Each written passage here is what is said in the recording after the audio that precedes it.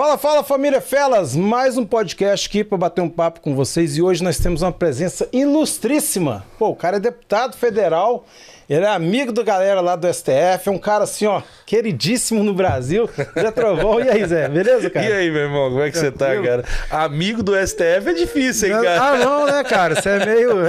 Eles não gostam muito de mim, não. Acho que eles têm um pouquinho de ranço. Eu achei que você era amigo da rapaziada lá, porque eles correm tanto atrás de você pra poder bater um papo contigo. É, eu tô louco pra correr atrás deles com um pedaço de pau também, que eles só fazem cagada no Brasil, né, cara? Meu Deus do céu. Ô povinho, né, bicho? Pô, ali tá difícil, hein? Tá difícil, cara. Mas assim, a gente tá vivendo um momento muito ruim.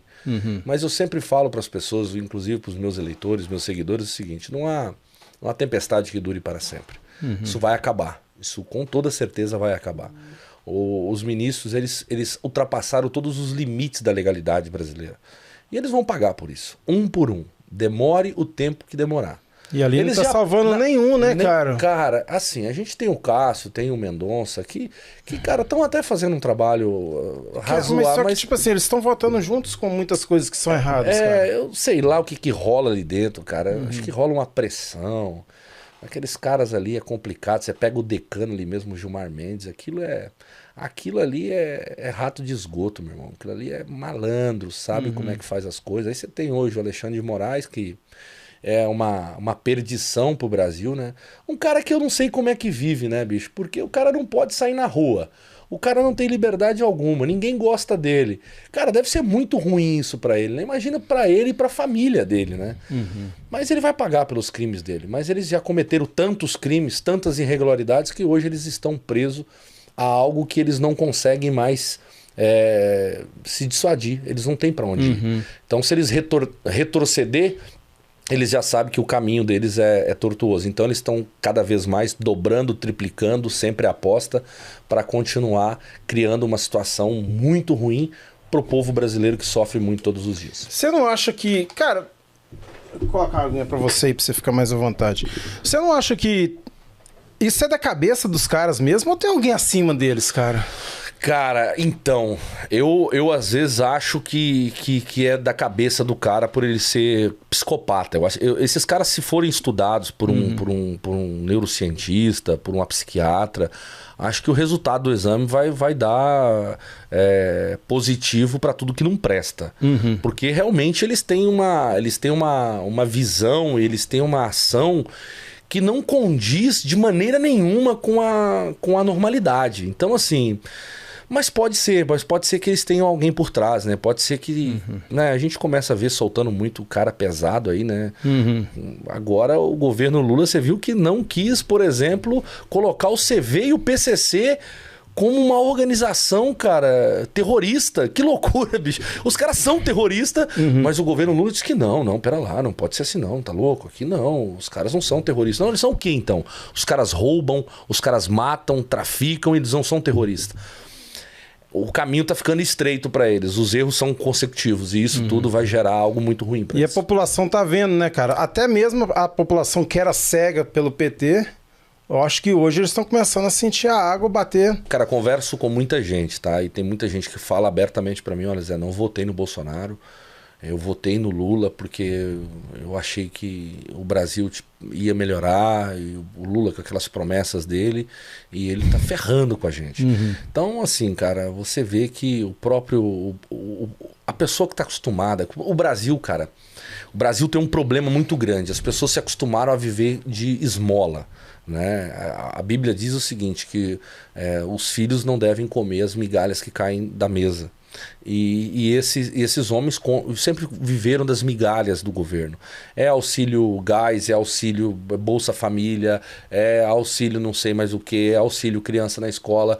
Então eles se acostumaram. E agora que eles estão vendo que isso não vai para frente, porque o Lula quebrou o Brasil de uma tal maneira que ele não vai ter condições de bancar isso, eles começaram a enxergar. Cadê a picanha? A picanha nunca chegou, cara. Né? O Lula prometeu picanha, um dia foi lá oferecer abóbora. Putz, eu vi isso, você viu isso? Isso é ridículo. Mas isso são sinais, cara, que para nós é muito bom.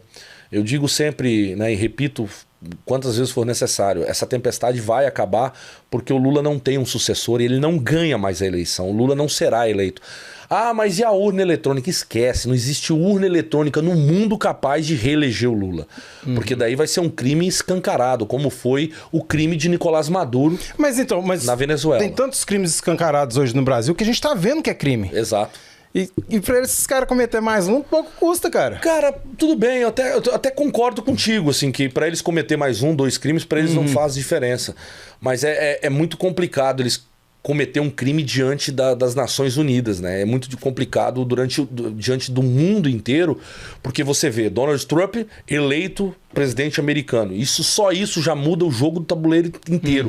E anteontem aconteceu algo mais importante ainda. Nós temos eleito o primeiro Papa americano, um homem que tem uma postura conservadora. Todos os jornais falando que ele é mais centralizado, um cara que, né, não, mas ele teve já, ao longo da sua trajetória, uma postura de um conservador contra as ações desses grupos que querem se fazer através de mensagens totalmente desvirtuadas. Eu sou um cara que eu respeito todo e qualquer tipo de pessoa, inclusive respeito muito o homossexual. Inclusive o homossexual entende que essas agendas LGBTQIA+, PJNQP, não sei mais da conta, que eles vão inventando letra todo dia, já não funciona mais, entendeu? Porque isso não traz benefício para eles. Então você tem um Papa que é o avesso disso, que não admite isso, que não admite dentro da igreja o casamento homossexual, que tem uma postura mais forte com relação a linguagens neutras dentro das escolas. Então você começa a ter uma nova transformação no mundo inteiro. Então isso dificulta muito a agenda work. Isso dificulta muito com que essas pessoas que precisam desse tipo de coisa para se sustentar no poder consigam. Por exemplo, a gente teve a eleição de Nicolás Maduro, que foi abertamente países, inclusive que não são países de direita, de extrema direita, que não reconheceram. Falaram, não, esse cara não ganhou a eleição. Esse cara cometeu um crime. A própria imprensa chama Nicolás Maduro de um ditador.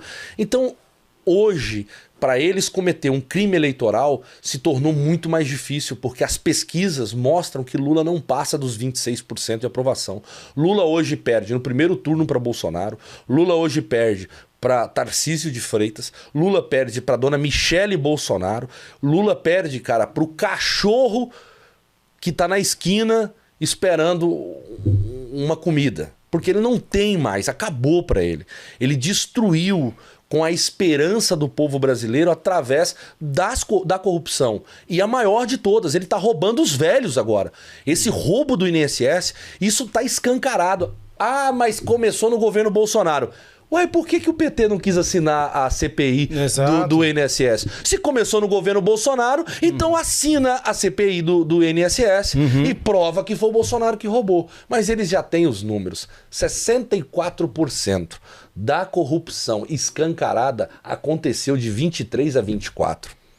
O que aconteceu no passado, o que teve no passado, foram nuances, e mesmo assim o presidente Bolsonaro criou uma lei para que proibisse esse tipo de escândalo dentro do INSS, que foi derrubada inclusive pelo Congresso Nacional em 2022, para facilitar que Lula entrasse em 2023 roubando, e roubando muito, que é o que ele sabe fazer. Ladrão só sabe roubar. As melhores palavras que podem caracterizar isso é a do Alckmin, né?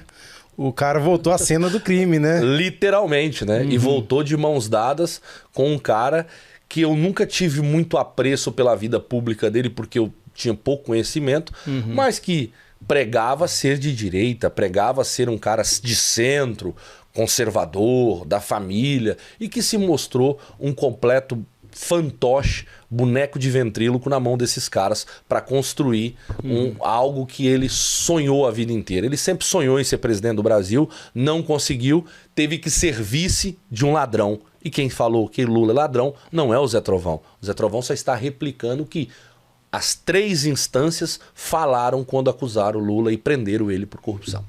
Eu vi que teve uma discussão do Dino, mas eu não sei quem que foi, cara. Aquele que foi indicado pelo Bolsonaro? O André Mendonça. O Mendonça, que ele falou que não, mas eu não aceito ser chamado de ladrão. Ser chamado de ladrão é crime. Aí ele o André Mendonça deu uma resposta boa pra ele. Falou assim, então não pode hoje chamar até políticos no Brasil, porque todo mundo todo mundo chama de ladrão. Na verdade, pra você ver, né? O André, assim, mais ou menos nessas palavras. O André Mendonça foi O André Mendonça foi um cara extremamente fiel àquilo que a gente acredita ser. Cara, é legal você chamar alguém de ladrão? Não, se ele não for. Quando você chama alguém de ladrão que rouba, você só está dizendo que a pessoa que rouba é ladrão. Ponto final. Se você se sente ofendido, você tem que buscar as menores instâncias e dizer, olha, fui acusado de ser ladrão, eu tenho provas de que eu não sou ladrão e eu quero que essas provas, elas estão aqui, eu quero que essa pessoa me pague uma indenização. Eu quero que essa pessoa mexa no bolso dela para ela entender que ela não pode me chamar de ladrão. Mas por que essa turma usa da violência jurídica para querer coagir as pessoas quando elas gritam que não concordam, chamam eles de ladrão? Porque eles não têm como provar que eles são inocentes. O problema deles é que quando eles são chamados de criminosos, eles não conseguem contestar com fatos, dados e objeto. Eles simplesmente contestam usando o poder político que eles têm, que é o maior poder de todo o país. E isso é uma opressão contra a sociedade. Se eles estivessem tão preocupados com o Brasil e eles fossem tão honestos como eles querem ser chamados por tal, eles já teriam dado 48 horas para o governo do Lula explicar o rombo do INSS. Eles já teriam dado 48 horas para o Lula explicar os bilhões e milhões e milhões que eles gastam no cartão corporativo. Eles já teriam dado 48 horas para o Lula explicar por que um avião do governo brasileiro sai 6 dias antes, levando quem para a Ucrânia? A dona Janja. Isso nada. Eu queria ver o Bolsonaro colocar a dona Michele num avião e mandar ela para os Estados Unidos 6 dias antes dele vir. Irmão, a imprensa ia moer o Bolsonaro. A imprensa, no outro dia o STF estava pedindo explicações ao Bolsonaro sobre esses atos acometidos. E você vê que isso, tudo que eles sempre fizeram contra o Bolsonaro, contra o Lula, eles fazem vista grossa. O Lula não comprou a vacina no tempo correto, deixou milhares de pessoas sem a vacina da dengue, jogou milhares de vacinas fora e a Suprema Corte não emitiu um documento dizendo: dou 48 horas para o presidente da República explicar por que faltou vacina, por que jogou vacina fora, por que está faltando remédio, por que não está pagando o Bolsa Família, porque isso eles também estão deixando de pagar. E muitas famílias que precisam deste benefício deixaram de ter este benefício. Porque é óbvio, eles querem criar um sistema, ajeitar a casa e continuar fazendo o que eles aprenderam de melhor, roubando o povo brasileiro. É isso que eles sabem fazer. Eu posso ser preso pelas minhas palavras, mas eu vou gritar aos 4 ventos que o governo Lula é um governo completamente de bandido, de gente que rouba o povo brasileiro. E nós ainda vamos devolver ao Lula a sua casa presidencial, que não é lá no Palácio da Alvorada, é numa cela, num presídio, porque eles querem tanto prender o Bolsonaro, quando na verdade eles deveriam prender esse descondenado que comete crimes à reveria e passa na cara do povo brasileiro como se a gente fosse otário. Mas todos eles vão pagar por isso. Eu acho que, tá até demorando demais isso acontecer, viu? Desculpa. Demora. Cara, isso aí é muito também por culpa da imprensa brasileira, né, cara? Porque você tá falando, por exemplo, de vacinas, de pessoas morrendo, pessoas... Cara, e isso você não vê nas notícias, nos noticiários. Rapaz, a imprensa só entrega o que você paga para eles entregar. O governo Lula paga muito bem para a imprensa fazer um bom comercial dele, né? O Lula é o carro de luxo da empresa de luxo que tem dinheiro e que vai fazer uma boa propaganda, né? Então o Lula consegue colocar dentro da casa do brasileiro, daquele brasileiro que não tem o WhatsApp, daquele brasileiro que não tem o Instagram, daquele brasileiro que não assiste o YouTube, Aquele cara que não assiste vocês aqui, sabe? Que ele não tem acesso a isso, ele é um cara que tá lá. Eles colocam diretamente na casa desse cara a desinformação. Porque a desinformação ela é criada pelo governo. E o governo só entrega a pauta pronta. Olha, hoje a CNN vai falar sobre isso. Manda lá para eles que é para falar sobre isso. E agora chegou no momento que, inclusive, a própria CNN, a Globo News, não está conseguindo mais passar pano, né? Agora eu não sei como é que eles vão fazer, que eles vão ter que passar um baita de um pano, porque a Miriam Leitão foi eleita a fazer parte da Academia de Letras. A mulher que não consegue conjugar um verbo completo e que não tem noção nenhuma do que faz. Esse Brasil é brincadeira. É sério isso? Você tá falando? Sério. Rapaz, só tá faltando uma coisa. O próximo ministro da Justiça do Lula ser o Marcola ou Fernandinho Beiramar. Não tá muito longe disso, viu?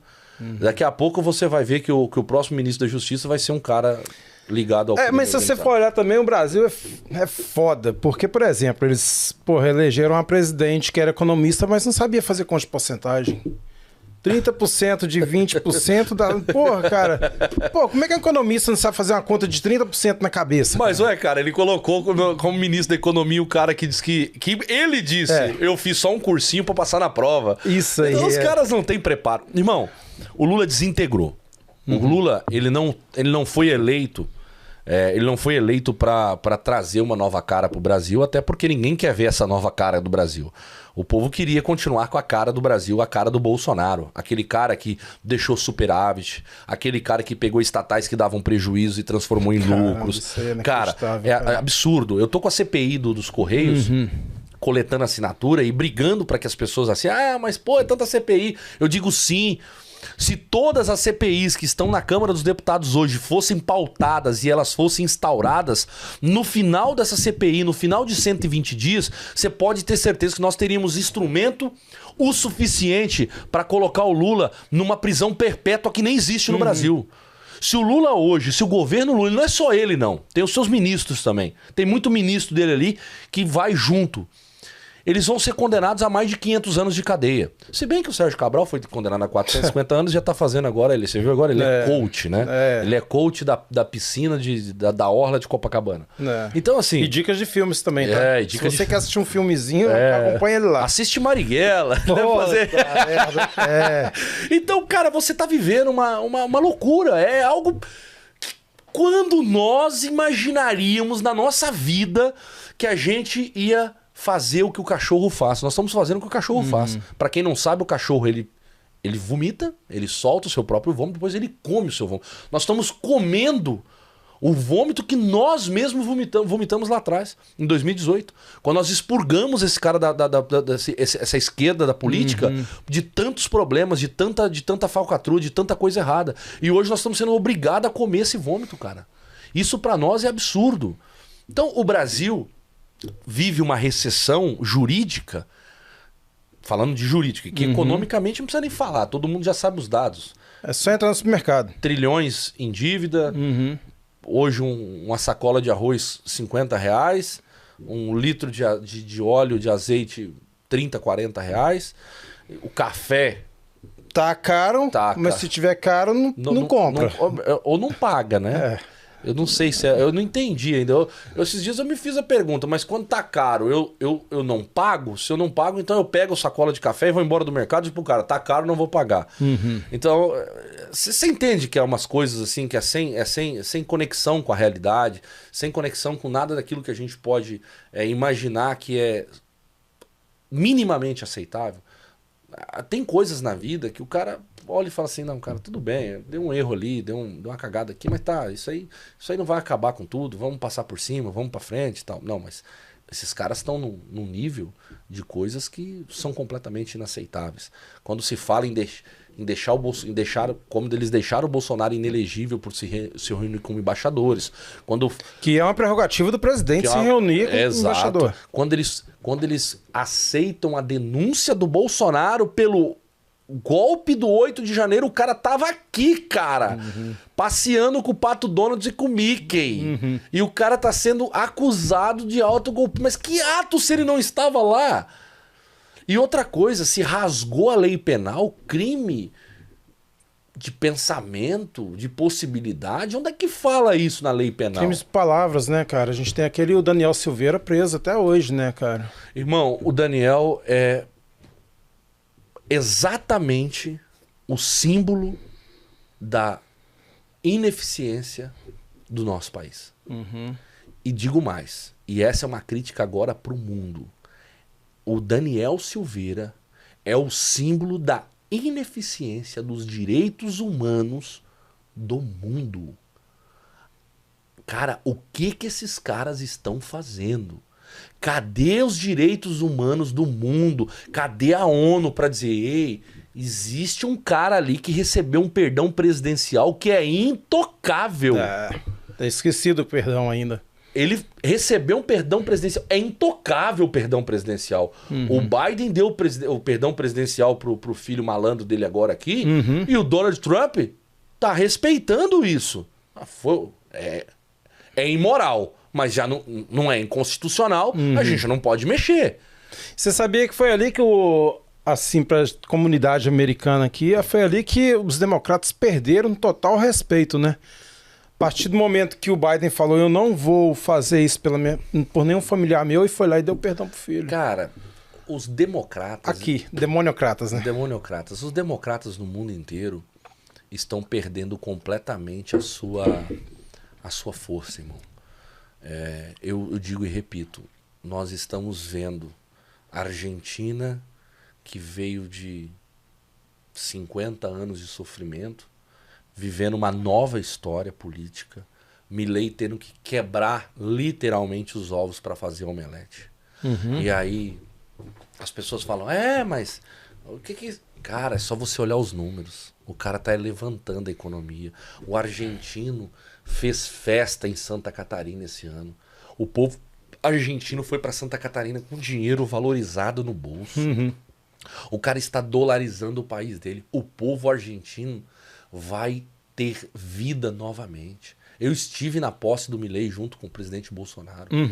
Cara, você chegar e você ver a emoção daquele povo, de dizer, cara, nós temos a oportunidade de mudança. Então começou a Argentina, veio Estados Unidos. Nós estamos dando a volta no mundo inteiro e trazendo de volta a normalidade.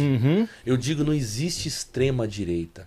Existe a extrema necessidade de pessoas conservadoras que respeitam os limites de todos, mas que preservam a natureza da família, a natureza econômica. Essas pessoas são as pessoas que têm que estar no poder. E o cara do centro, o cara não... Esquece, cara. O cara do centro, ele só vai ser presidente de um país se ele tiver a mesma visão econômica e liberal na economia e conservador na família. Esse aí sim ele pode ser que ele consiga ser presidente.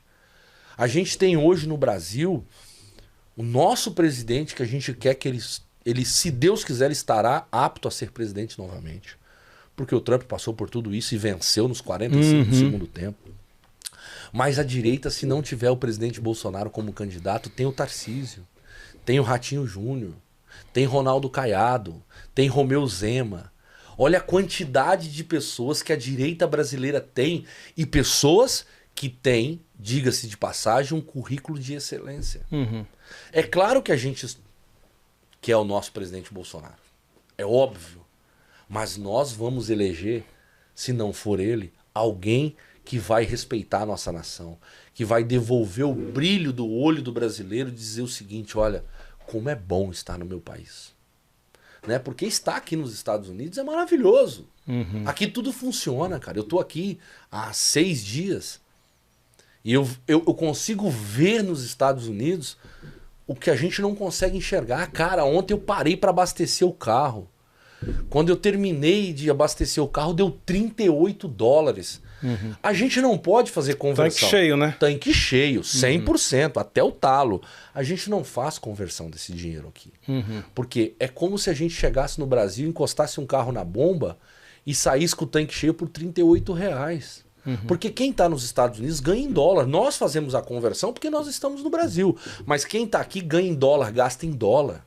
Então todo mundo imagina, todo mundo quer esse país para si. Nós nunca seremos os Estados Unidos. Esquece, o Brasil pode ter 500 anos de presidentes bons.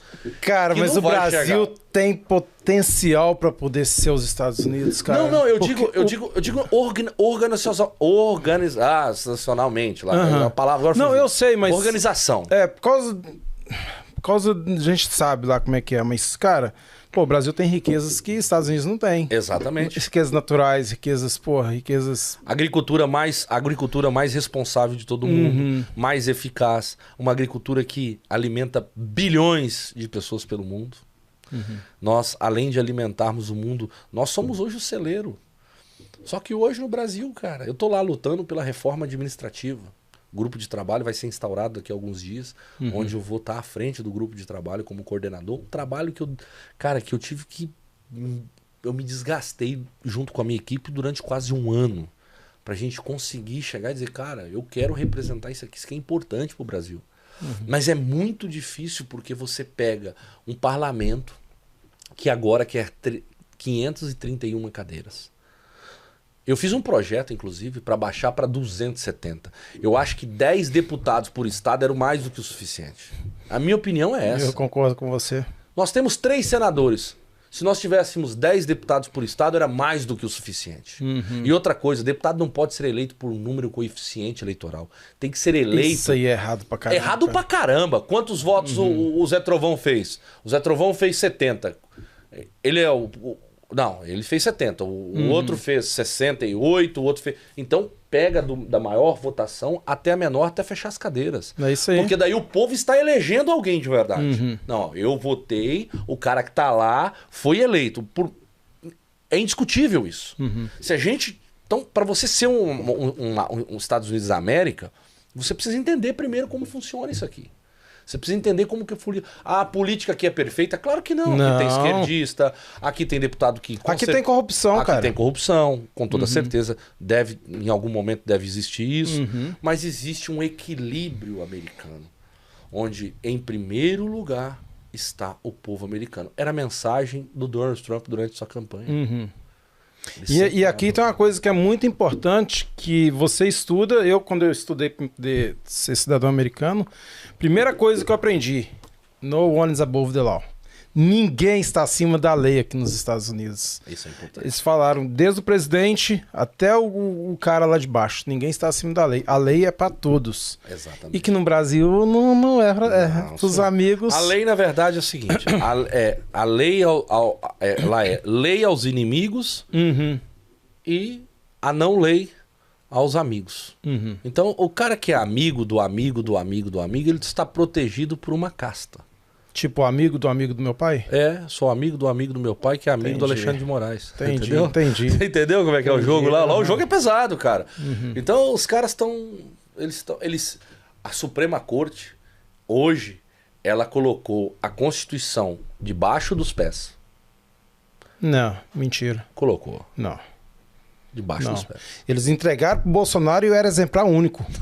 Quando eles entregaram pro Bolsonaro, era o único que eles tinham no STF, porque não é possível. Não é possível, né? Acho que o Bolsonaro até poderia fazer isso, viu, Bolsonaro? Pega esse exemplar aí. Exemplar e leva lá e coloca lá na porta pros caras, velho. Porque tá... Pô, cara, eu sou um cara que eu sou leigo de leis. Mas eu tô vendo coisas ali que, pô, não...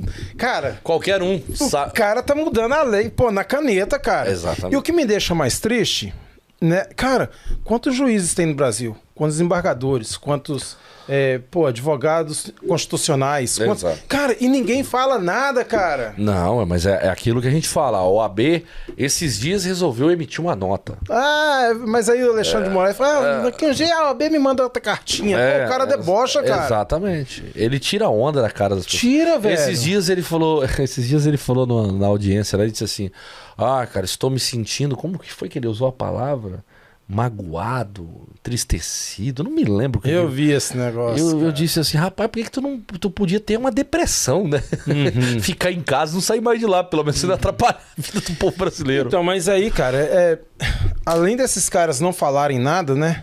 Pô, entre as Forças Armadas, que hoje em dia é Uber Black pros caras. É, exatamente. Né? Você acabou de citar aí que a Janja, desculpa, né? Eu falei. Esbanja. Tá lá na Rússia, pô, um avião pra levar uma pessoa. Pra levar uma pessoa. Não, foi ela. E detalhe, né? Deve ter ido ela, maquiadora, o cabeleireiro. Não, mas... Deve ter ido o Google. E dizem que nem passaram por aduana nenhuma, né? Não, eles não passam por nada. Como que um avião sai do Brasil ali sem aduana, cara? É isso aí, eles fazem o que eles bem entendem. Entendeu? É isso aí, é o que você tá vendo. Uber Black. É o Uber Black. Literalmente. Agora, eu tenho que avisar o Putin. O Macron deve estar meio puto com ele. Né? Porque a Janja foi visitar o Macron 6 dias antes. Mas também. ela deve ir pra lá depois. Agora foi Você tem que decidir, minha filha. Não dá pra. Não dá pra gravar. Não, meu. Cara, que coisa, hein? Cara, por que você entrou na política? Irmão, eu... Por que você foi entrar nessa aí, velho? Sabe, tipo, porra, cara, tanta coisa bonita pra você fazer, viajar o mundo, não sei... Olha só, eu sou caminhoneiro, Aham. né? E vou continuar sendo minha vida inteira, né? Pra mim isso é... E que, aliás, só fazer um adendo aqui, eu te conheci através do... Te conheci não, você vê através do Paulo Landim, porque eu já te segui há muito tempo. Então, Paulo Landim é caminhoneiro aqui. Paulo Landim é um grande amigo, um irmãozão, uma pessoa que eu gosto demais. Eu acho o Paulo Landim um cara incrível. E a gente teve esse primeiro contato pessoal, né? A gente se falava por telefone, pelas redes sociais. E o cara é maravilhoso. Então eu era caminhoneiro. Em 2018 nós fizemos a maior paralisação de todos os tempos. Em favor da nossa classe que estava quebrada. E em 2021 eu encabecei o maior movimento da história em favor de um presidente da República no meio dos caminhoneiros. Né? O presidente sempre arrastou multidões, onde ele ia, era milhares de pessoas junto com ele e tal. Até hoje, né? Até hoje, onde ele vai. O cara come um pastel na esquina e traz mais gente do que o comício do Lula. Não, lá, o Bolsonaro ele consegue, e isso é impressionante, levar mais gente aonde ele tá comendo um pastel do que o Lula consegue levar de pessoas pra... Pagando, porque ele paga, né? Exatamente, pra ir nos eventos dele. Então o que acontece? Em 2018 passei por isso. Toquei minha vida. 2020, final de 2020, a CUT, junto com alguns sindicalistas, queriam fazer uma paralisação que era contra o Bolsonaro, queriam usar os caminhões como massa de manobra. Eu não permiti, caí pra cima, dele porrada. Mas você era presidente de alguma associação, alguma coisa assim? Só era respeitado e conhecido pelos caminhoneiros. Entendi. Como uma pessoa que estava ali brigando em favor deles. Por eles. Entendi. E não tinha aspiração política nenhuma, nunca quis isso. Eu fiz um vídeo, derrubei essa greve deles. Não deu certo, não foi para frente. E em 2021 eu convoco os caminhoneiros, junto com mais alguns amigos, para que a gente fizesse o maior movimento da história em favor, sim, do nosso país. Não era em favor de uma pessoa específica. Na época não é, olha, não é o que eu falava para os caminhoneiros, não é pelo Bolsonaro, é pelo Brasil. E quem representa o Brasil de maneira adequada é o presidente Bolsonaro. Então os caminhoneiros entraram nessa guerra porque eles falaram, cara, isso é verdade. O nosso presidente estava lá nos ajudando, o Tarcísio fazendo muito por nós, ajudando de maneiras muito importantes, coisas que nós não tínhamos antes. Então o povo comprou essa guerra. E no meio de tudo isso, eu acabei, como estava encabeçando o movimento da paralisação dos caminhoneiros, fiquei ali em ascensão. O Alexandre de Moraes manda a Polícia Federal na minha casa, às 6 horas da manhã. Depois daquilo, Desculpa, é daquele jeito mesmo que eles falam? Chega batendo, quebrando, entrando? Não, cara, assim, eles quebraram meu portão. Eles deram muita sorte que o meu pitbull era filhote. Eu tinha um pitbull, mas ele era filhotinho na época. Eles chegaram, tiraram o portão do lugar, porque eles ficaram lá fora, eles chamam lá fora. E como a casa era recuada do terreno, eu não ouvi, eles entraram. Pediram licença e tal, gritaram, Polícia Federal, aquela coisa toda. Eu abri a porta, pediram licença para entrar na minha casa, pediram desculpa, falou, a gente chamou diversas vezes no portão, ninguém apareceu, a gente tem que adentrar. Nós temos um mandato judicial, tem que adentrar. Foram muito sucintos, fizeram a revista na minha casa. Chegaram a apontar armas para você, igual fizeram com... De jeito nenhum. Quem que é o nome do líder da Câmara lá? Que eles foram na casa dele? Jordi? O Jordi era o nosso líder da oposição. E ele falou que eles apontaram armas pra ele e tal. Não comi, mas ali... porque aí é que na minha casa, cara, eu tô em Santa Catarina, o Jordi tá no Rio, né, pô? Ah, entendi. Eu tô no estado conservador. Sentido total. Sentido total. Ali, os caras ali são mais adendos à esquerda. Lá no Santa Catarina, não. Os policiais são caras mais conservadores, me trataram muito bem. Eu não era ninguém, né? Eu era só um caminhoneiro. Me trataram muito bem, revistaram a minha casa, prenderam o meu telefone. E logo depois, eu recebi informação que eu seria preso. Você recuperou seu telefone até hoje? Nunca mais vi. Entendi. Mas também nem quero, era um Nokia. Tá bom. Nokia, era um Gala, sei lá o que era, Entendi. Praga. Tá vendo aí, Santista? Santista é outro cara que trabalha aqui. Por isso, ó, você tem que ter iPhone, viu? Era uma porcaria de um telefone que tava travando já. O problema foi o tanto de coisa que eles... Eu tinha mais de 3 mil grupos naquele telefone. Então, o que acontece? Depois disso, eu saí do Brasil para o movimento não enfraquecer, porque meu medo era o seguinte, eu ser preso e os caminhoneiros ficarem... Porra, o cara foi preso, cara, nós vamos ser presos também. Então eu saio do Brasil, continuo fomentando o movimento deu super certo. Você teve a ordem de prisão emitida? Tive a ordem de prisão emitida no dia 5 de setembro, 2 dias antes da paralisação. Só que aí quando ele foi me prender, mandou a polícia em casa, eu já não estava mais lá, eu estava no México. Já com pedido de asilo. Por que México? Cara, não era porque os Estados Unidos não podiam entrar, porque tava com a pandemia. Entendi. Você já tinha visto? Eu tinha visto, mas tinha que ficar 15 dias no México. Então eu fui pro México para ficar 15 dias no México, daí pegar o papel de 15 dias lá, que era tipo um confinamento, né? E depois vir pra cá. Só que acabou, cara, que a loucura foi tão grande que eu acabei ficando 2 meses no México e de lá voltei pro Brasil. E eu volto pro Brasil e fui preso. Me entreguei, na verdade, na Polícia Federal da minha cidade de Joinville. Ah, tá, então você se entregou. Eu fui malandro, né? A Interpol negou a minha extradição, então eu peguei um voo, desci em Assunção, peguei um carro e cruzei a fronteira seca do Brasil. Pra você ver, fiquei sabendo aí que a fronteira seca do Brasil é mal cuidada. Passei lá, fui embora, cheguei em Joinville e me entreguei na Polícia Rodoviária Federal. Na Polícia, desculpa, na PF, na Polícia Federal. Ali eu fiquei preso por 51 dias no presídio de Joinville. Você é casado? Sou casado. Você já era casado nessa época? Nessa época eu era casado com a minha ex-esposa, né? Entendi. Hoje eu tenho um outro casamento. Na época era minha ex-mulher, a mãe do meu filho. Mas e aí, como é que a família aceitou você voltar pra ser preso, cara? Cara, Porque é aquela, né? Tipo, eu fico aqui... Irmão, ou eu voltava pra ser preso ou eu ficava pra sempre pra fora. E eu tinha muito medo disso. E a saudade do meu filho também era muito grande. Eu preferi... eu falei pra minha esposa, pra minha ex-mulher, falei, eu vou voltar, eu vou ficar preso, eu sei, mas eu preciso ver meu filho. Eu não né? Então, inclusive, eu cheguei em casa num domingo.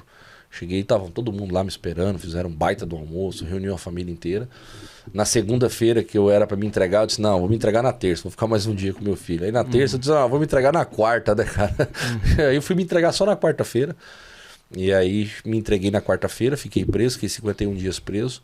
No dia 17 Foi maltratado na cadeia, cara? Não, nenhum momento. Porque o Oswaldo Eustáquio, pô, eles arrebentaram com o cara lá. O Oswaldo... Mas é o que eu tô te falando, é outra realidade. O Oswaldo tava na Papuda, eu tava em Joinville. E outra, eu fui recepcionado pelo diretor do presídio, né? Que me tratou muito bem, que, assim, dentro das possibilidades, me deu uma condição de permanência menos dolorosa. Mas mesmo assim eu adoeci na cadeia, eu tive crises de ansiedade...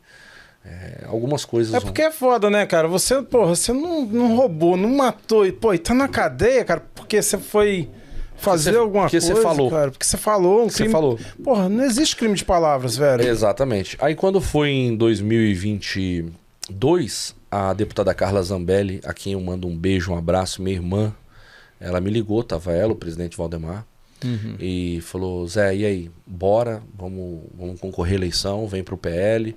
Aí o presidente Valdemar, não, vem pra cá, tal. O presidente Bolsonaro gosta muito de você também. Vamos se juntar todo mundo aqui. Você precisa ser eleito. Você vai ser eleito, vai ter uma segurança jurídica um pouco maior. Se você ficar sem ser político, pode te gerar muitos problemas no futuro. E o Brasil precisa de você. E ali, cara, imagina, nunca tinha imaginado ser político. Tive que me reinventar, irmão, pra ser político. É difícil, viu? O mundo dá umas voltas esquisitas, às vezes que a gente não tem explicação, né? Você cara? é de Belo Horizonte, certo? Eu sou de uma cidadezinha, eu sou nascido em São Paulo, capital. Nasci no Ipiranga, só que só nasci. O pai e a mãe separaram e me deram. Você nasceu em São Paulo, mas é gaúcho de coração. Não sou gaúcho. Não sou gaúcho. Eu fui para Minas Gerais. Eu fui criado numa propriedade rural, numa cidadezinha perto de Governador Valadares, chamada Tarumirim. Tarumirim, já ouvi falar. Perto de Engenheiro Caldas, perto de Dom Cavate, de Inhapim, tudo ali aquele trechinho que você conhece bem. E aí depois aos 13 anos eu volto a São Paulo, morei 2 anos na casa de uma tia minha. Aos 15 eu saio da casa da minha tia, eu já trabalhava, e fui morar sozinho e comecei minha vida. Minha primeira moradia foi na favela do Heliópolis, num barraquinho. A gente chama de cortiça em São Paulo. São vários... como se fosse uma kitnet. Era do tamanho desse teu estúdio aqui. Assim. E ali começa a minha vida. Em 2018, em 2016, eu me mudo pro Paraná. Me casei, me mudei pro Paraná. Do Paraná eu vou para Santa Catarina, para Joinville, trabalhar. Aí você era caminhoneiro? Caminhoneiro. Tá. Aí fui pro Paraná, fui ser caminhoneiro no Paraná, e de lá eu fui para Santa Catarina. Aí eu saí do que eu trabalhava com truque, eu tinha um caminhão próprio, né, um 1113, quebrei, fali, fui trabalhar de empregado em várias empresas. Depois eu fui para Santa Catarina trabalhar, puxar geladeira lá na Cooper Cargo, e é onde eu começo a minha história com Joinville. E ali foi onde eu finquei raiz, foi ali onde meu filho nasceu. A minha vida começa a ter uma outra história ali.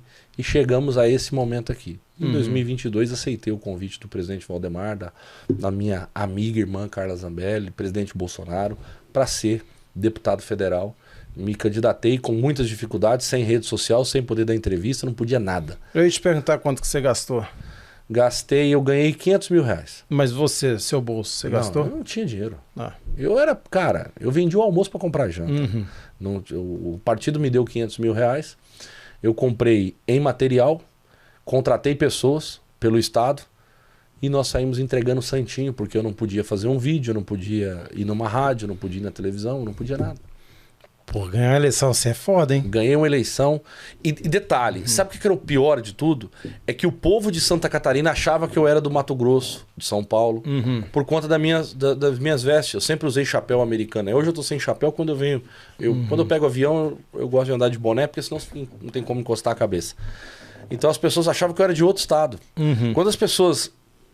Depois que eu me elegi, muita gente me encontrava na minha cidade. Cara, eu não sabia que você era daqui, cara. Puta, não votei em você porque eu achei que você era de outro estado. Então a gente tem feito um trabalho de muita responsabilidade. Devo ter aí algumas dúzias de processos. A gente nessa longa. Quem nunca, né? Quem nunca. Mas todas em favor. Já fui processado pelo Nicolás Maduro, cara. Ah, mentira. Não, eu tenho lá. Sério mesmo? Eu tenho o processo dele. Pô, que honra, hein? Porque eu pedi a prisão dele no Brasil. Eu pedi lá na embaixada americana. Eu fui lá. Porque a minha intenção era ir até onde ele estava e dar voz de prisão para ele ganhar os $70 milhões, rapaz. Falei, cara, eu vou ganhar $70 milhões. Mas na verdade, não pensei nisso. Eu fiz o pedido de prisão dele na embaixada americana, avisei a embaixada americana que ele estava no Brasil e solicitei que a embaixada americana mandasse prender ele, porque eu sabia que o Lula não ia fazer.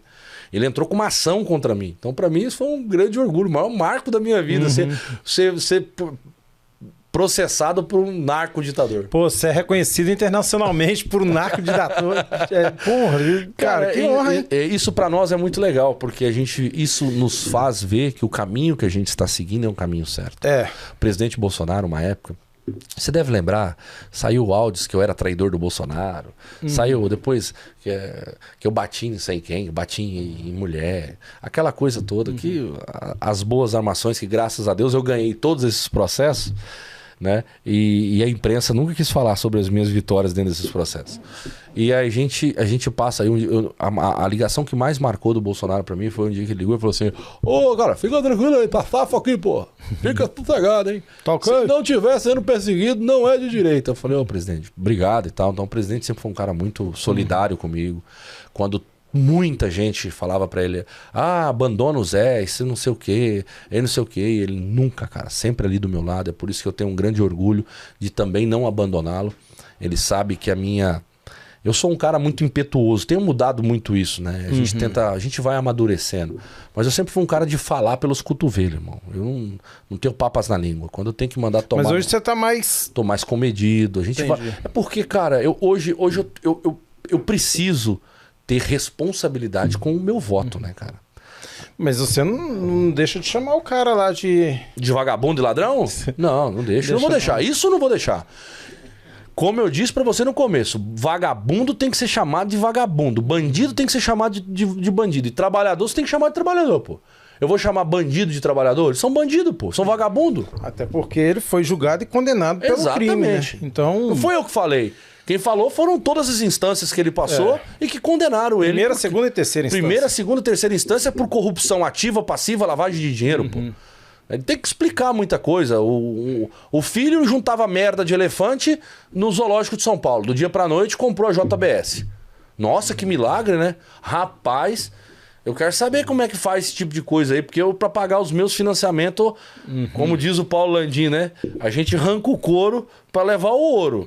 E o cara eles são especialistas em ficar milionários. Não, eles... Eu nunca vou me esquecer. O Ronaldinho dos negócios. Puta merda. É bem isso. Aí não quer ser chamado de ladrão, pô? Não. O cara que se enriquece não quer ser chamado de ladrão, que se não consegue explicar como se enriqueceu. Mas é isso. Então, essas coisas. Mas o restante a gente vai aprendendo, vai tomando cuidado com o que fala. Porque às vezes a gente quer... Pô, eu cometi um erro muito grande na eleição do Pablo Marçal. Eu cometi um erro. Primeiro porque não era meu estado, não tinha que me envolver naquilo. Mas quando as pessoas me questionaram sobre Ricardo Nunes e Pablo Marçal, eu me posicionei, não. Eu, se votasse em São Paulo, votaria no Pablo Marçal. Por quê? Eu acredito no Pablo Marçal, eu confio no Pablo Marçal de maneira nenhuma, nem conheço esse cara. Vi ele 2 vezes na Câmara dos Deputados. Mas eu sabia que o histórico do Ricardo Nunes não era um histórico plausível. Você entendeu? Então, assim, a gente acaba cometendo esses erros. Esses erros nos custam muito caro. Por quê? Porque, cara, o presidente Bolsonaro não erra. Não é que ele não erra nunca. Ele tem os seus erros, né? Como todo mundo, ele tem seus erros. Mas quando o presidente fala pra você assim, cara, eu não apoio esse cara aí porque esse cara é picareta. Pode marcar na caneta que esse cara vai ser picareta em algum momento. E eu me decepcionei muito com isso, com o Pablo Marçal. Eu até confiava no Pablo Marçal até o último minuto, cara. Quando ele lançou aquele laudo ali, pô... Ali foi onde também... Ali, pra mim, eu chutei o balde. Ali, cara, será que não tinha um assessor dele pra poder falar assim, ó, deixa eu ver esse papel aí? Posso te falar, irmão? Eu acho que o Pablo Marçal foi obrigado a soltar aquele laudo. Será, velho? Eu acho que sim. Porque a eleição tava ganha, velho. A eleição dele tava ganha.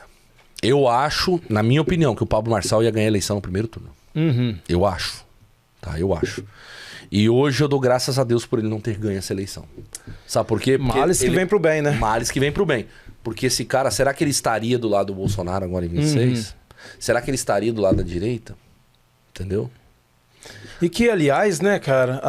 Porra, quantas pessoas caíram, né, cara? Pô, tem lá traidores do Bolsonaro, que eu tô querendo dizer. Tem o Frota... Não conseguiu. Ele e a Joyce Haussmann, né? A Joyce agora não conseguiu ser vereadora. Ser vereadora, cara. Que isso. Fez 1000 e poucos votos. O Frota é vereador de uma cidadezinha anterior, não é isso? Eu acho que nem sei. Se elegeu, nem sei. Eu não sei, cara. Eu não acompanho aquele boiolão, não. Porra, cara. Tipo assim, o Bolsonaro deu a mão pros caras. Ele aprontou muito comigo na época das paralisação. É mesmo? Aprontava muito. Você não processou ele, não? Não, eu não processo. Sabe que eu não processo? Eu processei, acho que até hoje eu processei umas 2, 3 pessoas porque era uma coisa muito pesada, uma mentira muito... Que era mentira, sabe? Muito pesada. Sei. Cara, o que eu vou processar um cara daquele? O que eu vou ganhar dele? Ele vai me dar o quê, um cara daquele? Vai me dar uma aula de como ser bombado? Não quero. Obrigado. Eu gosto de ser barrigudinho assim lá da roça. Que não tem... Você gosta então da picanha, gordurinha. Isso. Você vai me dar uma aula de como conquistar um traveco? Não preciso. Eu sou casado e não gosto desse tipo de coisa. Então eu vou processar esse cara pra quê? A Joyce é a mesma coisa. Uma vez falou um monte de merda de mim. Ela tava já, depois eu eleito, falou que eu tinha virado a casaca porque eu fui numa reunião tal, não sei o quê.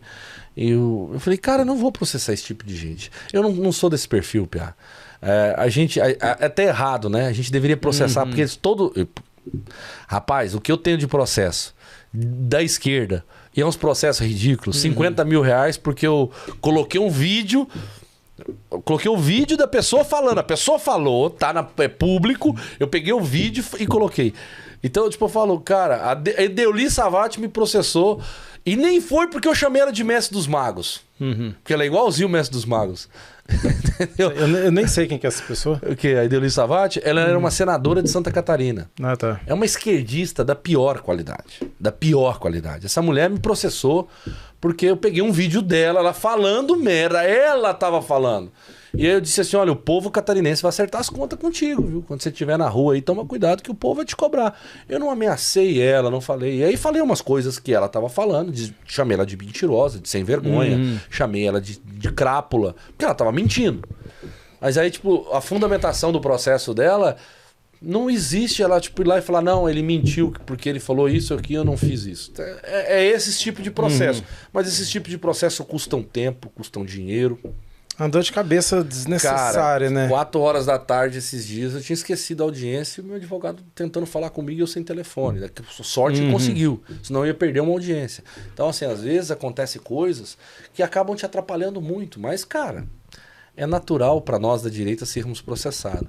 O que não é muito natural é nós processarmos eles. A gente deveria mudar esse jogo. Mas aí fica muito caro também, porque quando você processa alguém tem que ficar pagando custo, né, cara? Eu não faço rachadinha como rachadones. E às vezes esse tava em Cuba aí, né, cara? Você viu isso aí? Viu a merda do cara, não pagou a conta, achou a conta cara, pô. Esse cara é a maior comédia de todos os tempos. Esse tempo atrás, e sabe que ele é fã número 1 do Nicolas, né? Ele é. Ele agora tá fazendo vídeos igual o Nicolas. Camisa preta, fundo eu preto. vi. Cara, eu não sei não, viu? Ô, Nicolas, dá uma moralzinha pro cara, pô. Leva ele pra jantar. Leva ele pra jantar. Faz um carinho na cabeça carente, dele. Ele tem uma cabeça, um cabelo, parece um cabelo de uma calopsita. Né? Faz um carinhozinho nele, pô. Você tromba com esses caras lá direto, cara? Trombo direto, velho. O Janus mora de frente, no bloco de frente do Eu moro na 302 Como no é que é isso? Como é que é isso, cara? Você vê, por exemplo, o Lindinho, vê a galera todinha lá assim. Vocês trocam ideia fora ali do negócio? Cara, não, eu troco ideia com todo mundo, tá? Quando eu preciso, principalmente, falar de uma pauta, porque às vezes tem pauta importante que eu preciso do voto do cara. Eu vou lá, falo, cara, vota aqui e tal, explico. Você já chegou na Grace e pediu o voto dela? Não, cara, nunca cheguei. Só quando eu vou falar lá, eu falo com o Lindinho. Eu chego no Lindinho, ô Lindinho, beleza? Eu chamo de Lindinho, né? Chamo de Lindenberg. Também você não tá cometendo nenhum crime, porque tava na lista. Né? Não, mas aí eu também não... melhor não, porque... Melhor não, né? O Zeca disse, esse tempo atrás me processou, então deixa pra lá. O Zeca te processou também? O Zeca me processou. O Zeca me processou porque disse que eu ameacei o Lula de morte. Pô. Eu disse o seguinte, e a minha defesa foi muito simples. Deu 2 linhas. Eu disse o seguinte, bandido bom é bandido morto, certo? Aí ele foi lá e disse que eu tava ameaçando o Lula. Eu coloquei lá, a frase que eu disse eu repito, bandido bom é bandido morto. Agora, se Vossa Excelência, ó, como eu fui educado, está dizendo que o Lula é ladrão, aí é você e ele, não sou eu. Não falei que era o Lula que tinha morrido, eu disse que o bandido tem que morrer. Acabou, o processo não deu em nada, porque... Tem sentido, né? É uma perca de tempo do caramba processar no Brasil, né, cara? É uma perca de tempo. Porque, por exemplo, quando as pessoas te processam ali, pô, você passa um mês respondendo um processo pra você ganhar 10 mil reais. Quanto você gasta com advogado? Uns 20? Porque advogado não é barato no Brasil. Cara, depende muito do processo, depende muito do acordo que você faz com o advogado, né? Eu pago meu advogado mensalmente, né? Entendi. Eu já pago por mês porque não a demanda é alta, né? Ali todo mês ali vai de 10 a 15 mil. Mas o gabinete não te dá um advogado? Dá bosta nenhuma. Antigamente podia. E aí foi retirado. Ou inclusive foi o Arthur Lira que mudou essa lei de proibir que deputados tenham advogados pelo gabinete. Também acho justo, né? Não acho errado não, porque... Pô, eu vou pagar advogado com dinheiro público. Quer dizer, eu já pago com dinheiro público, né? Porque o dinheiro que a gente recebe é público, né? Dinheiro de imposto. Então a gente paga ali. Ah, cara, mas dinheiro público paga lagosta, vinho. Mas advogado não pode. Dinheiro público pode fazer muita coisa no Brasil, menos o que é justo. É essencial, né? O essencial. O certo era que a gente pudesse ter um advogado assim como era policiais militares também. Eu acho o maior erro. O cara é policial militar, aí ele alguma coisa que deu na rua lá, o cara tem que responder processo e ele que tem que pagar do bolso, cara. Exatamente. Isso é muito errado. A corporação tinha que ter um advogado estudando ali dentro da corporação, cara. Exatamente. Não só isso, né? Acho que deveria ter... Tá aí um projeto de lei que você podia fazer, hein? É legal, né? Uma boa ideia, cara. Cara. Você falou um negócio agora bacana. Pô, porque o policial tá sofrendo, cara, no Brasil. O policial no Brasil, cara... Hoje o policial no Brasil tem que andar com o olho fechado. Andar de escolta, né? Não, escolta armada e carro blindado. Tem que andar aí de olho fechado, irmão. Porque ele não... Prende o cara sai primeiro que ele... E se o cara falar... O cara não precisa provar, tá? Cara, isso é muito errado. Se o cara chegar na frente do delegado e falar assim, ó, o policial me bateu. Amiga. Ó. Tá no sal, viu? Então hoje o policial no Brasil não consegue mais trabalhar, cara. Esses caras são os nossos heróis, velho. E estão lá. Agora, lá no meu estado, o pau canta, viu, irmão? É, mas também o seu estado nunca foi governado pelo PT, já? Não, e nem será.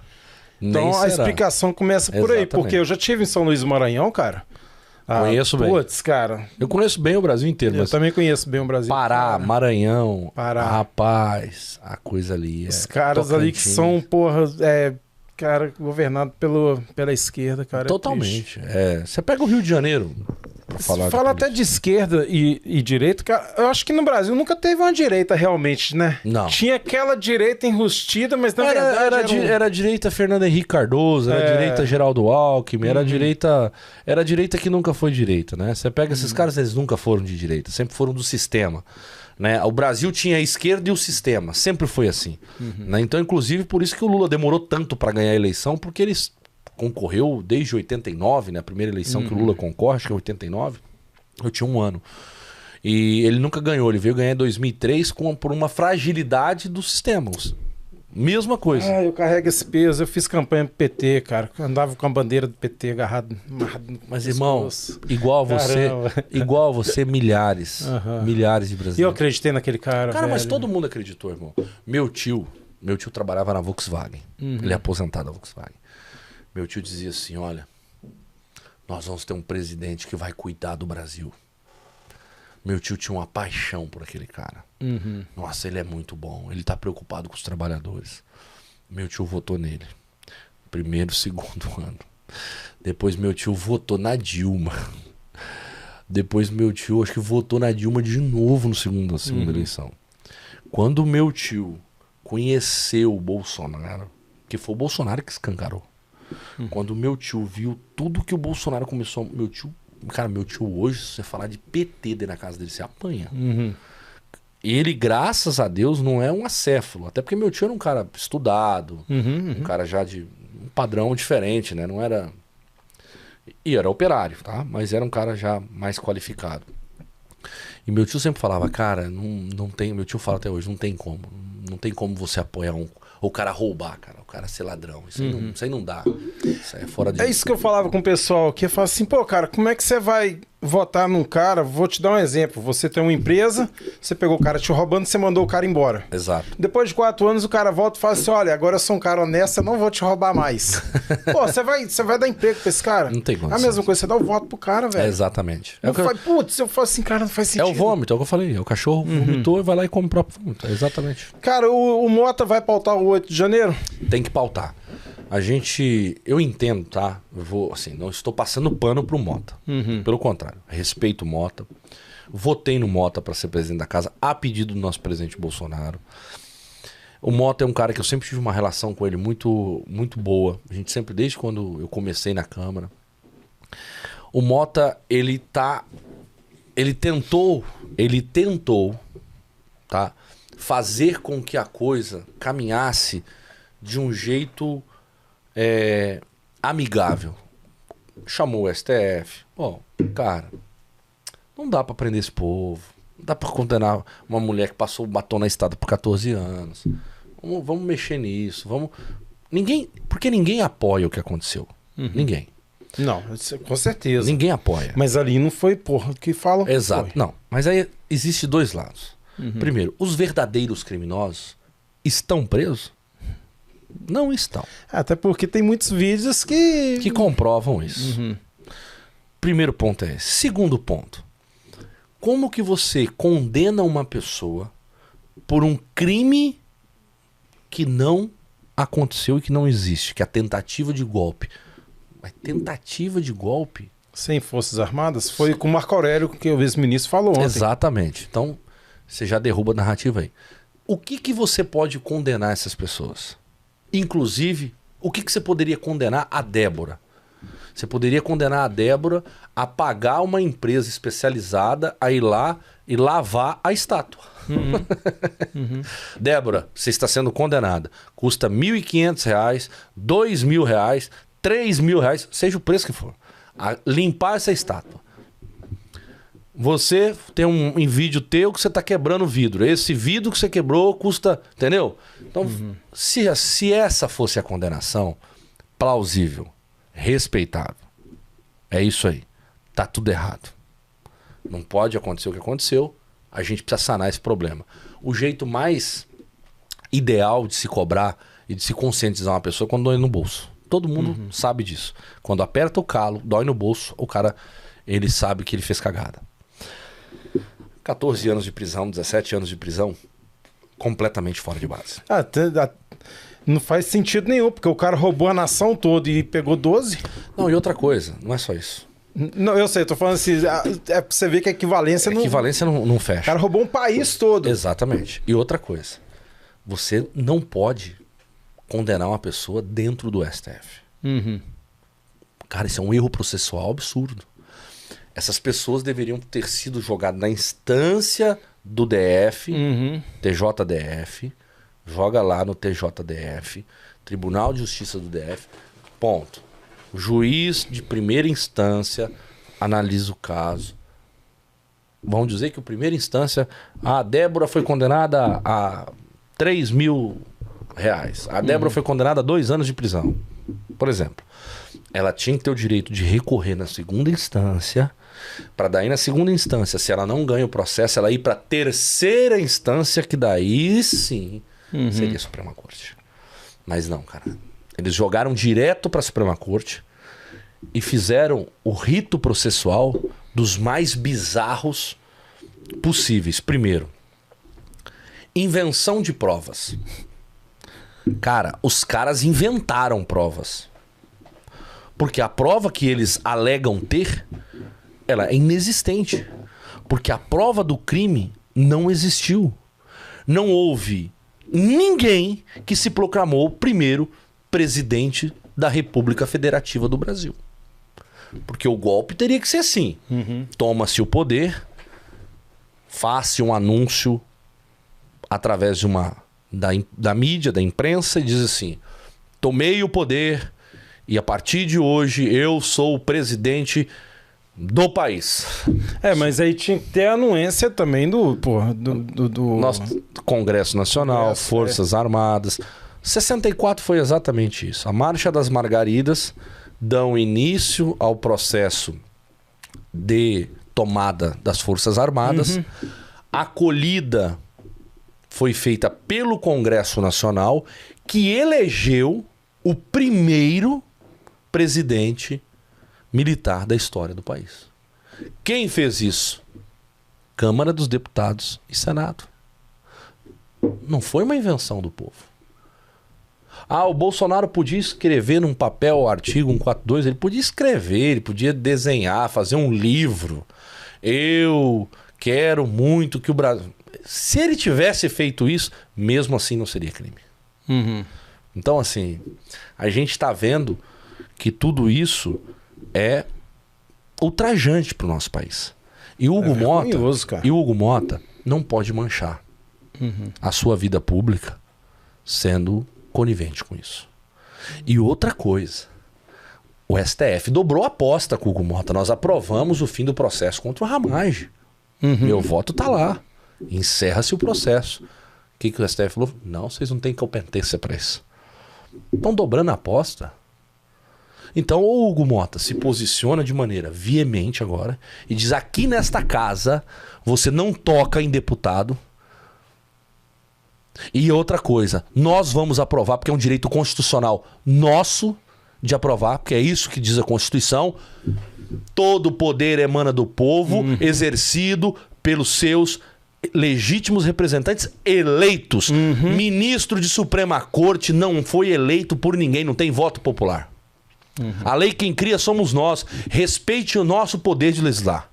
Concordo. Respeite isso. Agora, querem desrespeitar? Então faça o seguinte: declare que o STF é o poder presidencial do país, é o poder judiciário do país e que o STF é quem manda no país. Vai lá, manda o Lula sair da cadeira dele, bota lá o morfético do Alexandre de Moraes sentado na cadeira dele, vai lá no Congresso Nacional, manda o Alcolumbre, que é outro capacho de vagabundo, põe lá a merda do Zanin sentado na cadeira dele, pega o fofucho do Dino e põe lá sentado na cadeira de presidente da Câmara dos Deputados e acabou. Nós é que mandamos. Então hoje vocês vão fazer... Porque só tá faltando isso, pô. Agora, se o Hugo Motta escrever essa história na sua biografia política, ele acabou. Ele acabou. É rabo preso? Porque estão ameaçando a família do cara. Cara... Eu não posso dizer que é rabo preso, porque eu não sei se ele tem algum processo. Eu não vou dizer que o Hugo Motta roubou alguma coisa. Não que ele roubou, mas o próprio STF falou que tem investigações contra os pais. Não sei se isso é rabo preso, se ele tá... Eu não sei, cara. Eu não consigo te dar Eu não consigo ser desonesto agora, porque é ser desonesto. Qualquer deputado que vir aqui, sentar no teu podcast e dizer, olha, o Hugo Motta tá sendo desonesto com ele mesmo. Não dá, a gente... Cara... Não, eu concordo com você, eu só tô perguntando. Sim, não, é porque é muito doloroso você falar algo agora sem entender o que realmente tá acontecendo. Entendeu? Eu quero levar... E se o Hugo Motta estiver errado, vai tomar porrada, viu? E ele reze pra um dia o Nicolas Ferreira não fazer um vídeo batendo nele. Porque eu fazendo, dá 1 milhão de visualização. O Nicolas, quando faz, dá 200 milhões. Então, assim... É mineirinho, hein? Mineirinho. Ô, mineirinho desgramado. Mineirinho danado, né? Ele é. O povo de Minas é diferente demais. Né? Come quieto, né? Come quieto. Então, assim... Eu quero continuar acreditando no que eu acredito. O Hugo Motta tentou seguir um caminho.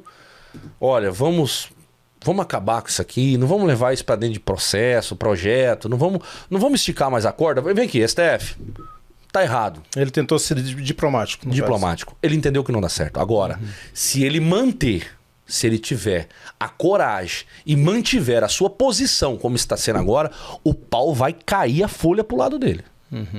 E aí, meu irmão, o amor acabou.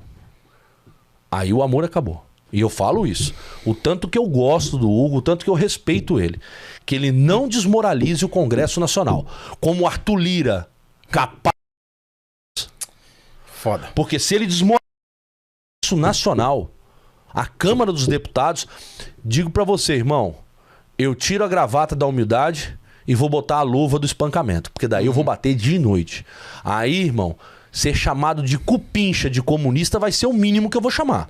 Mas eu quero acreditar e vou continuar acreditando que ele tem uma estratégia para que os ânimos não fiquem tão alvoroçados. E vou dizer mais para você. A decisão do STF, se a gente aprova a anistia e o STF diz não vai ter anistia para ninguém, o Senado é covarde. Não podemos deixar mais nenhum dia o povo que está na cadeia preso. Mas o Senado, covarde do jeito que é, porque não depende só da Câmara. A anistia passa pela Câmara, vai para o Senado, depois que é para promulgação. É um projeto. E se o presidente não assinar, vocês podem derrubar. A gente derruba. Esse não é o problema. O problema é passar pela Câmara e passar pela Câmara passa. Hoje nós temos voto suficiente. Mas vai passar pelo Senado? E se passar pelo Senado e tudo acontecer e o STF falar que é inconstitucional? Porque eles já falaram que não vão. Várias vezes. Pois é. E se eles falar que é inconstitucional? Tá. E aí, o Senado vai tomar uma postura, porque daí já não é mais... Aí que o povo que nos assiste precisa entender. Tem gente que coloca na minha rede social. O que você tá fazendo pra barrar as injustiças do STF? Nada. Eu não tô fazendo nada, porque eu não posso. Eu sou deputado federal. Você tem que cobrar o senador para isso. O que eu tô fazendo aqui, como deputado federal, é criando leis, buscando criar leis, que também é muito difícil, para que a gente acabe com esses absurdos. Mas não depende... Eu não sou o fiscal da Suprema Corte. Eu sou legislador. Eu só faço o que eu tenho para fazer, criar leis que protejam o país. E quem tem que ser o poder moderador entre atitudes do STF contra o Brasil são os senadores, que são covardes, omissos e uma grande maioria corruptos, vagabundos. O maior covarde do Senado, cara, é o ex-presidente da Câmara. Eu pedi minha família para poder votar nele lá em Belo Horizonte, para não votar na Dilma, e eu acho que foi o maior erro que poderíamos ter feito. Mas ninguém esperava, né? A Dilma a gente já sabia que ia ser porcaria, né? Pelo menos ia ser uma porcaria que... Ela ia chegar lá e fazer um projeto para estocar vento, que ela queria fazer isso como presidente. Então, né? Deixa eu te fazer uma pergunta. Você acha que se o Hugo Mota não pautar, vocês vão tentar o impeachment dele? Eu não sei se o impeachment dele, mas existem alguns processos legais para ser executado. O que nós estamos agora, na verdade, é esperando o fim do blocão, né? Porque teve eleição, tem o blocão. E ele ainda tá segurando isso. Porque o que nós vamos fazer, quando acabar o blocão, hoje nós já temos PP e União Brasil, que são 108 deputados, mais o PL, 92 deputados, mais o PDT, que já pulou do barco e provavelmente agora vem junto conosco, é obstruir a casa e não deixar votar mais nada. Até que seja pautada a anistia. Nós fizemos todos os ritos legais e regimentais. Nós coletamos a assinatura da maioria, temos todas as assinaturas necessárias para ser pautada a urgência. Inclusive depois... foi até mais que esperado, não é isso? Exatamente. 162 quando nós precisávamos de 157. 262 quando nós precisávamos de 257. Então, assim, nós cumprimos o rito, ele tem que cumprir a obrigação dele. Combinado ao 8 de janeiro e combinado ao que o STF fez ontem com a Câmara, você acha que se ele não tomar atitude de nenhuma das duas, ele cai? Eu acho que dizer que ele cai seria talvez um pouco desonesto da minha parte. Eu tô te fazendo pergunta como se eu fosse eleitor. Eu tô te respondendo. Eu acho que seria um pouco desonesto da minha parte falar que ele cairia, porque aí depende de uma grande maioria para fazer isso acontecer. Eu não sei se nós teríamos essa grande maioria para derrubar ele. Mas ele tem que se lembrar que 26 está logo ali, né? E ele vai precisar concorrer à eleição novamente. O ano que vem. O ano que vem. Eu acho que se o Hugo Mota pisar no tomate, ele vai ter uma surpresa muito desagradável. Você acha que ele deveria, se ele não pautar, talvez... Como é que fala? Sair da cadeira de presidente? Abdicar? Cara, eu acho que ele deveria... Tem essa chance? Eu acho que ele deveria tomar uma posição contundente, talvez como essa, mas ele não faria, né? Esquece, irmão. Ninguém senta naquela cadeira e abdica dela, não. Ali o poder é muito grande. O sistema é duro, parceiro. Irmão. Vou te falar, esquece, não existe poder maior. O presidente da República não serve pra bosta nenhuma. Esquece, pra bosta nenhuma. O presidente da República só governa, e foi assim que o Bolsonaro não conseguiu fazer tanta coisa porque não tinha o Congresso Nacional. O presidente da República só governa quando ele tem o Congresso.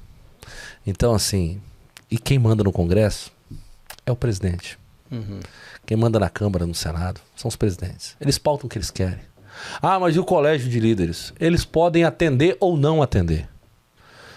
E assim, irmão, quando um presidente se sente fragilizado, que ele vê que ele não ganha mais, aí ele toca o terror. Aí ele faz o que ele bem entende. O Lira cagou na cara de todo, perdão da palavra, o Lira cagou na cara de todo mundo. Cuspiu na nossa cara. Fez o que bem entendia. Era o último mandato dele. Esse presidente da Câmara, esqueci o nome dele, cara. Como é que é o ex-presidente? Não, do Congresso. Do Senado. Do Senado, que é o Congresso. Ele é presidente. Pacheco. Ele era presidente tanto do Senado quanto. Ele é do Congresso, né? Ele é o mora ali dentro. Ali ele que coordena tudo, né? Quando é o presidente do Senado. Eu acho que lá em BH ele tá querendo vir como governador, não vai, não. Ah, mas ele tem que concorrer, né? Pelo menos pra gente dar risada da cara dele. Vai não! Não vai não! Vai não! Vem cá, pra gente poder encerrar, que eu sei que você tá com o tempo corrido, a última pergunta. Você acha que a direita vai conseguir ser a maioria em 2026? Tenho certeza. No Senado e na Câmara? Tenho certeza disso. Eu acredito que na próxima eleição nós teremos 42, 43 senadores e nós teremos pelo menos uns 300 deputados.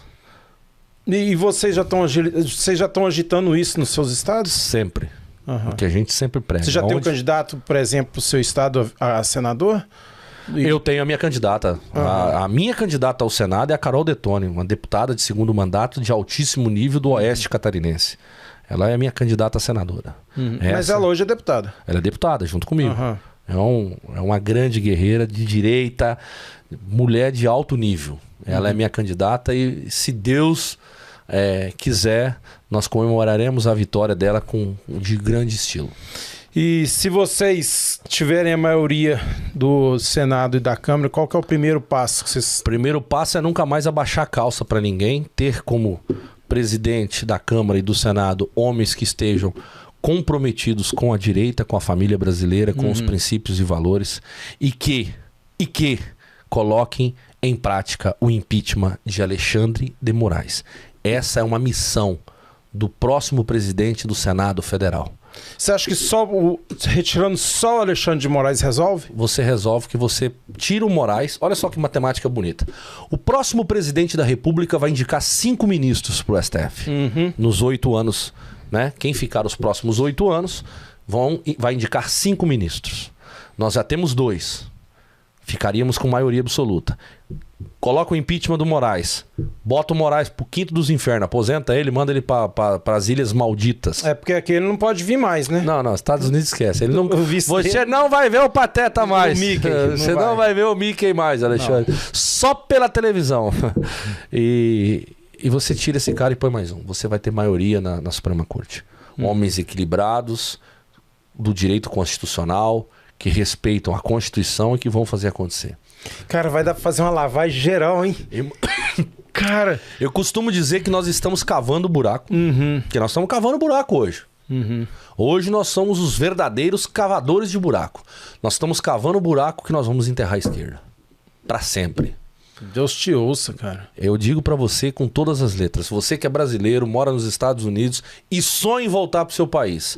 Daqui 8 anos, você vai ter uma terra pra chamar de sua e poder voltar pra lá. Demora 8 anos, tá?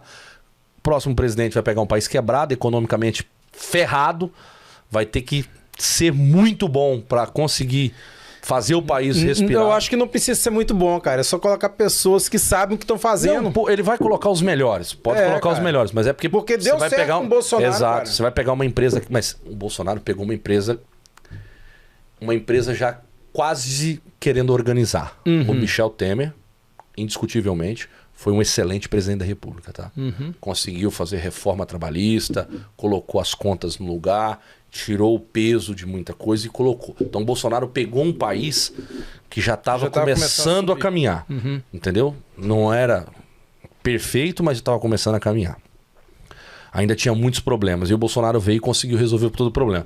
O problema é que o Lula pegou toda a desgraça de 50 anos de mazelas e de destruição e jogou tudo tá jogando tudo em 4 anos. Então o cara vai pegar um país que vai estar com uma economia... Cara, como eu posso dizer? Zero. Zerada. Quebrada. Não vai ter dinheiro para comprar papel higiênico. Só para as pessoas que estão nos assistindo entender. O país não vai ter dinheiro para comprar papel higiênico, irmão. Em 2027. O Brasil está com um problema financeiro hoje, agrava o seu problema em 2026 e entra 2027 quebrado. Não tem dinheiro para pagar as contas públicas. Você entendeu como é que tá o negócio? O perigo de tudo isso? Então, assim, o próximo presidente vai ter que ser muito habilidoso. Se for o nosso presidente Bolsonaro, ele vai trazer uma equipe muito boa, como foi feito, como ele fez no primeiro mandato, e vai organizar isso. Mas o próximo presidente não ache que ele vai resolver o problema nos primeiros 4 anos. Ele vai colocar dentro do primeiro ano, como o Trump está fazendo aqui, uma linha a seguir e vai apanhar muito por conta disso. Segundo ano, ele vai conseguir colocar as contas vermelhas entrando no amarelo. Terceiro ano, ela sai do amarelo e vem pro verde. Para no quarto ano, ele conseguir começar a fazer o país andar para frente. Então ele tem mais um ano de mandato, concorre à reeleição e ganha. Durante os próximos 4 anos, o país está em alto crescimento. Aí sim, nós vamos ter 8 anos de Donald Trump, 8 anos de um presidente brasileiro de direita, presidente Bolsonaro, em nome de Jesus, se tudo der certo. Aí nós vamos fazer com que a América e Brasil tire aquele mapa, né? Tire todos os países do mapa e se equipare. Aí a gente vai poder falar... Porque hoje o Brasil ele tá andando do lado negro da força, né? Que é a China, porra, não sei, Irã, não sei o quê. Eles venderam... o povo reclama do Trump aqui agora, estão aí... 100 piores dias, presidente mais mal avaliado. Irmão, existe Eu votei nele. Existe existe uma coluna, certo? Existe uma coluna. E essa coluna foi quebrada, irmão. O Biden ferrou com o país. E eu tinha votado no Biden, cara. Minha esposa é democrata... Doente? Doente. Quando eu votei no Trump, cara... Cara, todos os dias ela me lembra. Ela acorda e fala assim, tá vendo as notícias? Eu votou no Trump, né? Mas fala pra ela assim, ó, que daqui... Deixa ela falando. Daqui 2 anos você olha pra ela e fala assim, tá vendo as notícias? Ainda bem que eu votei no Trump, né? Ah, cara... A Kamala ia acabar com o país. Cara, eu votei pra ele fazer exatamente o que ele prometeu que ia fazer e tá fazendo. E tá fazendo e acabou. Entendeu? Exatamente. Os vagabundos estão todos indo embora, cara. É isso aí. Cara... Isso aí. Eu falo pras pessoas, vir pro país ilegal não é problema, porque a gente não sabe a dor que a pessoa tá sentindo pra vir pra cá. Eu vim ilegal. Você veio ilegal. Agora, permanecer aqui de maneira irregular, para permanecer aqui ilegal é porque você quer.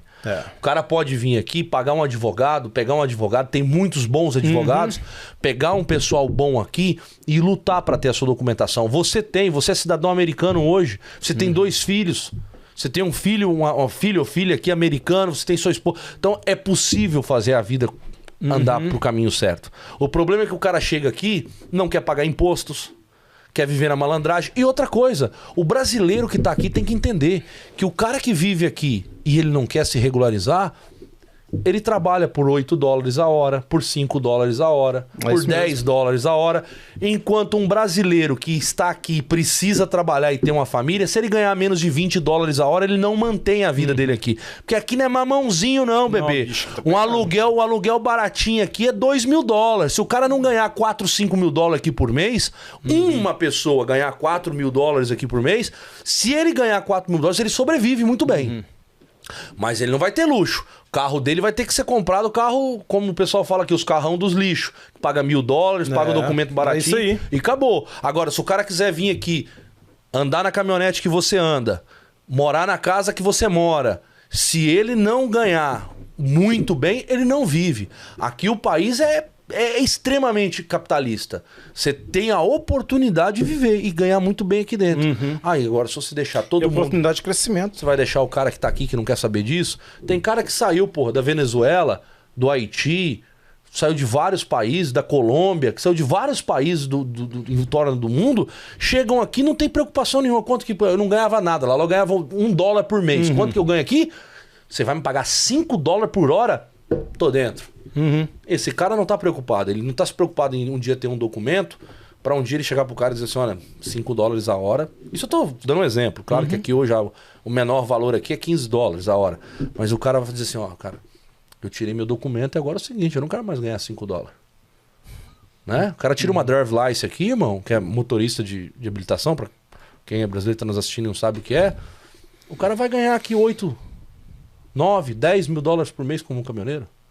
Então, a gente não dá pra criticar. Às vezes o Trump me assusta um pouquinho. Não, com certeza. E eu vou te falar que me assusta também, que eu, como cidadão americano, eu tô com medo de ir no Brasil, cara. Porque eu não sei que... Pô, não sei o que vai ser quando voltar. Mas porque o meu caso é específico, né? Eu pedi o perdão, foi aprovado o perdão há 14 anos atrás, há 10 anos sou cidadão americano, mas eu vim pelo México. Exato. E se eles falassem, não, vou revogar, todo mundo veio pelo México, eu tô fudido. Não, mas ele não faz isso, porque a lei concedida nos Estados Unidos... Isso é uma coisa interessante até para as pessoas que não sabem. O que os Estados Unidos dá, eles não tiram.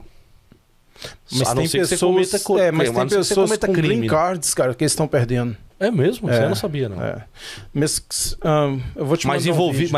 mas envolvidos com algum tipo de narcotráfico? É que fizeram alguma irregularidade, entendeu?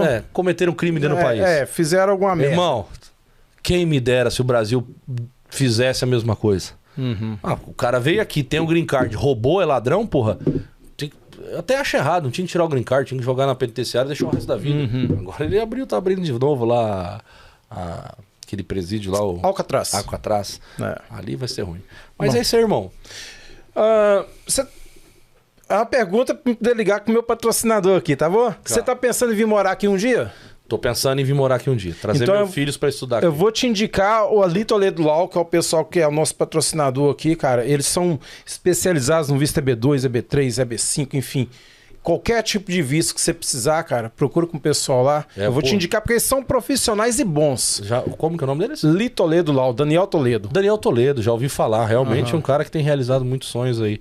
Eu tenho vontade de trazer minha família, meus filhos pra estudar aqui, morar aqui e estudar aqui, né? E você trabalhar lá pra nós. E eu trabalhar lá. Eu tenho Porque muita vontade. a gente não pode perder nenhum deputado mais não, cara. Já basta Eduardo aqui. Não, o Eduardo tá fazendo muito mais aqui do que se estivesse lá. Eu sei, tá de parabéns. Não, eu sei, mas só que assim, a gente não pode perder pessoas dentro da Câmara mais. Não. Porque um voto conta muito. O nosso trabalho continua firme e forte lá, mas eu sonho. Não pra agora, mas eu sonho em trazer meus filhos, estudar, fazer um intercâmbio. Até porque você é novo, né? Quando Sim, você vem? eu tô com 36, pô. Cara, você tá novo pra caralho. Tá isso. Zé Trovão, obrigado, cara. Pô, foi um prazer, assim, muito grande conversar com você. Desejo todo sucesso. E espero que você não seja preso pra você vir visitar a gente mais vezes. Você parar de falar dos Deixa caras, eu falar o seguinte, cara. Se eu ver que vou ser preso, eu corro pra cá. Tá bom. A gente dá um jeito de arrumar um cara, eu que agradeço a todos que assistem esse cara aqui. Meus parabéns pela sua história. Eu conheço a história dele, conversamos por bastante tempo ali fora. Uma história bonita, uma história de... Cara, nos dá orgulho, sabe? E eu fico muito feliz porque eu tô aqui no podcast onde o Alan dos Santos e o 38 quase se pegaram na porrada. Um abraço ao Alan dos Santos, meu irmão. Eu vou te dar o contato do Monarca também, você falou que sim. Queria mandar uma mensagem pra ele. Beleza. E é isso aí. Um abraço também pro 38, cara. Eu tenho, ele tem umas ideias muito loucas, fala umas bobagens, mas ele é um cara do bem. Eu acho que ele só quer falar o que ele pensa e a gente tem que respeitar isso, né? É exato, cara. É o que falta hoje em qualquer lugar do mundo. Exato. E eu não acho que ele seja ele não é um cara de esquerda, já deixou isso claro, que ele não é um cara de esquerda. Ele é em cima do murão total. Ele é em cima do muro, ele é o centrão. Ele é o centrão, mas é um cara que... Tanto é que o candidato a presidente dele, se não me engano, acho que é o Ciro Gomes. É o Ciro Gomes, não. Cara, ele é em cima do muro. Mas é isso, cara. Pô, obrigadão mesmo. Um abraço. As portas estão abertas se você quiser voltar. Valeu. Obrigado, irmão. Tamo junto. Um abraço a todos. Abraço.